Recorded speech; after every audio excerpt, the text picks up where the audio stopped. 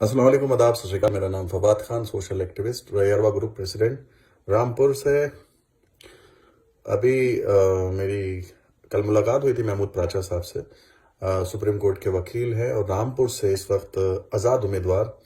उन्होंने पर्चा भरा है और उनका शायद स्टैम्प भी वो भी मिल गया है, चुनाव चिन्ह स्टैम्प।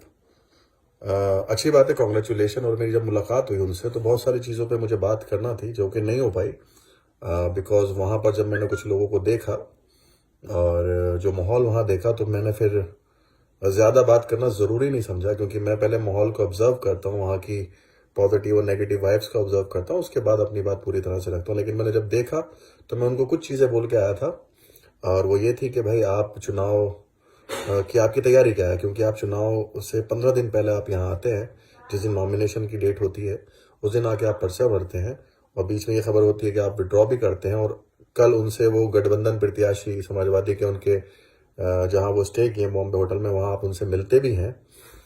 और फिर मतलब पिक्चर के लिए नहीं हो रही, और अब चुनाव में सिर्फ 15 दिन रह गए, 14 दिन। तो इतने दिन में एक लोकसभा के चुनाव को आप कवर कैसे करेंगे? आपकी प्लानिंग क्या है? आपकी टीम कहाँ है? तो उन्होंने मुझसे ये कहा कि देखिए, मैं सोशल मीडिया पे बहुत फेमस हूँ और मुझे लोग उस तरह से बहुत जानते हैं, और उसको आप एक सोशल मीडिया कैंपेनिंग चलाइए।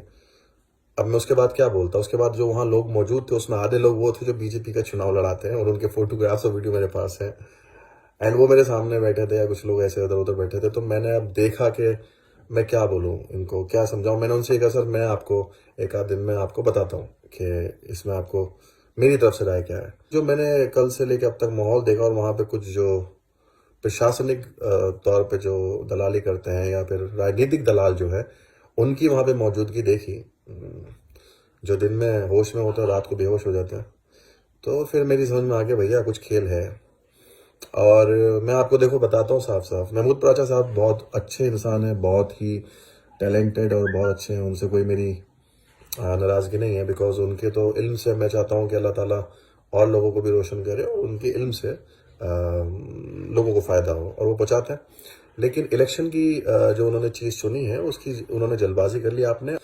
और अब सवाल है पहला, जो प्राचा साहब ने अपने सोशल मीडिया पे बाइट में मीडिया से कहा था कि मैं यहाँ इसलिए आया हूँ कि मैंने देखा है कि एमपी और एमएलए के चुनाव में यहाँ पर बहुत जुल्म हुए थे, और यहाँ के लोगों के साथ बड़ी ज्यादतियाँ हुई थी, वोट डालने नहीं दिया गया था प्रशासन की तरफ, पुलिस की तरफ। ठीक है, वो वीडियोस वगैरह वायरल हुए थे। तो जब आपने ये सब चीज़ें देखी थी तो तब आप आ सकते थे, उसके दूसरे दिन, उसके तीसरे दिन। दिल्ली करीब था, जैसे आज आपके लिए करीब है, तब आप रामपुर आते। जैसे आज आपने बॉम्बे होटल में एक रूम ले रखे 3 दिन के लिए, राय मशवरे के लिए आपने रखा है, या वो राय मशवरा है या फिर आपको एक सोशल कैंपेनिंग है, वो आपकी थॉट है। लेकिन आपको तब भी ऐसा ही एक रूम ले लेना चाहिए था, और आप आते कहते, भैया जिनके साथ भी जुल्म हुआ मैं यहाँ बैठा हूँ, चलिए बताइए कौन कौन है, आ जाइए। मैं ऐसे ही जैसे आपने अपने वीडियो में इस वक्त डाला है और लोग आपसे मिल रहे हैं। और दूसरी चीज़, एनआरसी की बात आपने कही कि एनआरसी में बहुत सारे लोगों के नाम हैं जिनके केस हैं, उनको ख़त्म कर दूंगा। बिल्कुल आप कर देंगे, आप वकील हैं और सुप्रीम कोर्ट के वकील हैं। लेकिन जिस वक्त में एनआरसी के ये मामला चल रहे थे, जिस वक्त में लोगों के घरों पे छापे पड़ रहे थे, जिस वक्त में वो अपने घरों को छोड़ छोड़ के भाग रहे थे, जिस वक्त में उनकी माएँ रो रही थी, जिस वक्त में वो लोगों को जेल भेजा गया, कुछ 1 महीना रुक के आया, कोई 7 दिन रुक के आया, कोई 50 दिन, जिसकी जो बना रुक के आया। उनके पास जमानतों के पैसे नहीं थे, उनके पास कोई वकील नहीं थे। शायद अगर ये बात आपकी तब होती तो उसकी असर भी होता और फायदा भी होता उन सबको जिनको उन्होंने एनआरसी के मामले में झेला है अपने आप को। पहले वो ठगे गए यहाँ के नेताओं के द्वारा, जिन्होंने भी, और कुछ उलेमाओं के द्वारा, जिनको बेचारों को बेला फुसला के सड़कों पर लेके आ गए वो लोग अपने फायदे के लिए, और वो बेचारे मासूम उन चक्करों में फंस गए।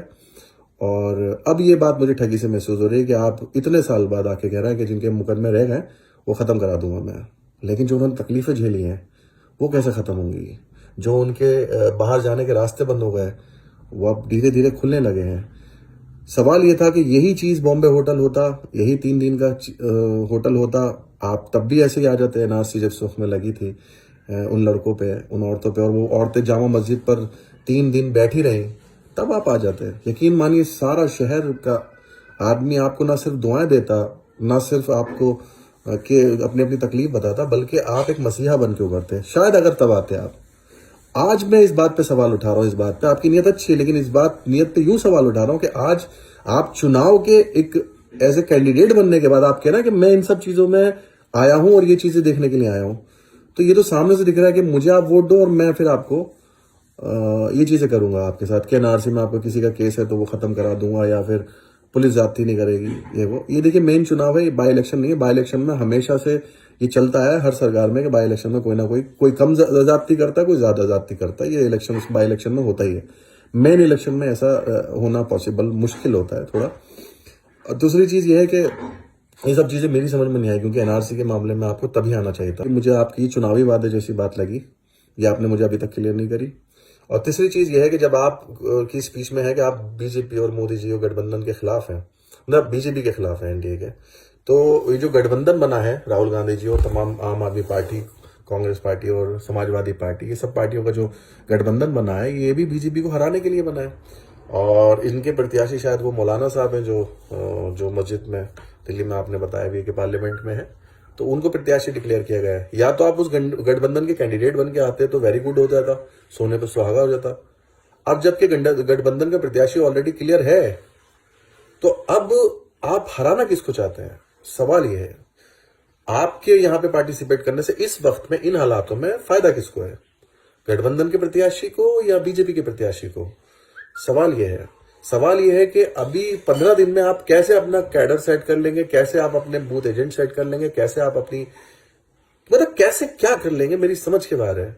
और ये आपको पर्चा मेरे ऐसे, मैं देखिए मैं ये नहीं कह सकता आपसे कि आप इलेक्शन ना लड़ें, लेकिन इलेक्शन में पार्टिसिपेट ना करने की बहुत सारी वजहें हैं आपके पास। अब मुझे दिख रही है, आपको क्यों नहीं दिख रही, आई डोंट नो। और इलेक्शन में आपने जो कहा कि मैं, और जो बहुत से लोग कह रहा है कि सही होगा, देखिए भाई हमारे रामपुर के लोग बहुत सीधे हैं, बहुत नासमझ हैं, बहुत से लोग बहुत समझदार हैं। जो समझदार है वो इनसे भी फायदा ले जाएंगे, लेकिन नासमझ आदमी नुकसान में रहता है। मेरा मानना है कि कोई भी नेता हो, चाहे वो दुनिया का सबसे बड़ा इन्फ्लुएंसर क्यों ना हो, रामपुर की सरजमीन पे आने के बाद वो रामपुर में पहले अपना वक्त दे, अपने कुछ साल गुजारे इस शहर रामपुर में, यहाँ के लोगों की, यहाँ की तकलीफों को समझे, यहाँ के रास्तों को समझे, यहाँ की जुबान को समझे, यहाँ के मिजाज को समझे, और उसके बाद वो कहे कि मैं इस शहर से चुनाव लड़ सकता हूं क्या। ये क्या हुआ कि आपने आके 4 महीने वहां मुसलमान बात करी, तो मुसलमानों की बात रामपुर को छोड़ दीजिए, इंडिया के अंदर सबसे मजबूत आवाज मुसलमानों की ओवैसी साहब है। ओवैसी साहब को ये शहर एक्सेप्ट नहीं कर पाया है अभी तक, तो आपको एक्सेप्ट करने के लिए भी तो उनको टाइम चाहिए ना। और दूसरी बात है कि आपको इस शहर में टाइम देना चाहिए। ये इलेक्शन के बजाय आप आगे अपने इल्म की, अपनी कलम की एक ताकत से यहाँ फायदा पहुंचाइए कुछ लोगों को, सोशल इवेंट के थ्रू, सोशल सर्विस के थ्रू कुछ साल यहाँ दीजिए। उसके बाद आपको वोट क्या दुआ भी देंगे, वोट के साथ दुआ और दिल के साथ, जान के साथ आपका चुनाव लोग लड़ाएंगे। लेकिन तब जब आप एक वक्त यहां देंगे, तो ये मेरी सलाह और एक छोटा होने की हैसियत से आपके लिए हमदर्दी है। उम्मीद है कि आप इस बात को समझेंगे और अपनी एक अच्छी राय रखकर कोई फैसला लेंगे जिससे लोगों का और आवाम का भला हो, और वो चीज बन के आए जो रामपुर के हक के लिए हो, रामपुर के लोगों के लिए, कमजोर लोगों के लिए हो। क्योंकि आपके यहां पर कमजोर लोग नहीं देखे मैंने, सब वही लोग देखे जो पॉलिटिकल एजेंट हैं ज्यादातर।